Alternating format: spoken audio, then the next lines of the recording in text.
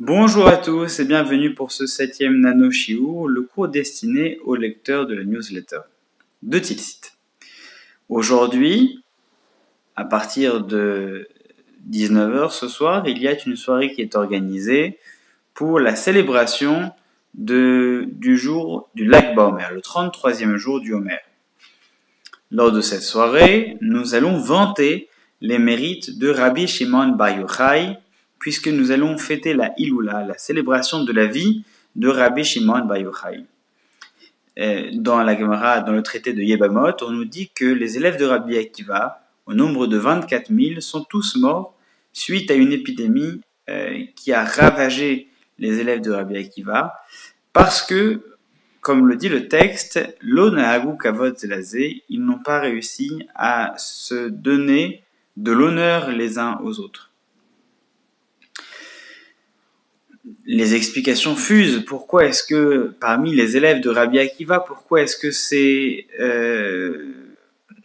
ils n'ont pas réussi à se donner de l'honneur les uns aux autres? Pourquoi est-ce qu'ils n'ont pas réussi à ressentir de l'amour les uns envers les autres? D'autant plus que le credo de Rabbi Akiva, l'enseignement principal de Rabbi Akiva, c'était Ve'ahavta l'ereacha kamocha, tu aimeras ton prochain comme toi-même.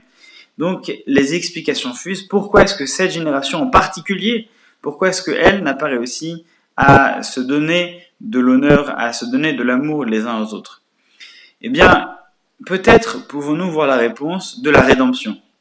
Puisque Rabbi Shimon Bar Yochai est d'une certaine façon une des personnes qui a réussi à continuer la chaîne de transmission de Rabbi Akiva, eh bien, de sa vie, nous allons comprendre quelle a été la faute des élèves de Rabbi Akiva.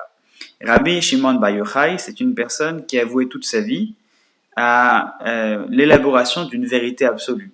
Lorsqu'il s'est caché des persécutions romaines, lorsqu'il s'est caché dans une grotte, il a passé une partie de sa vie, 12 ans, 13 ans, à essayer de comprendre à travers la Torah, d'essayer de faire émerger une vérité qui serait une vérité absolue, totale.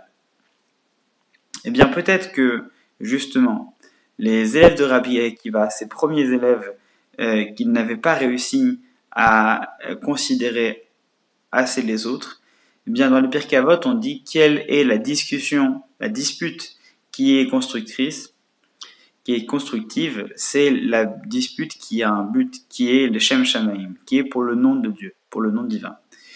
Peut-être que ces élèves-là, lorsqu'ils se disputaient pour avoir raison sur tel ou tel sujet, eh bien, ces élèves voulaient avoir raison, mais pas pour la vérité absolue. Ils voulaient avoir raison pour établir une vérité qui leur permettrait d'être mise à l'honneur.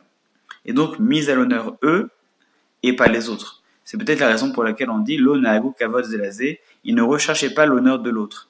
Lorsqu'on veut véritablement avoir une discussion positive, constructive, il faut toujours avoir comme but l'honneur de la vérité, la recherche de la vérité absolue, et pas la célébration de soi.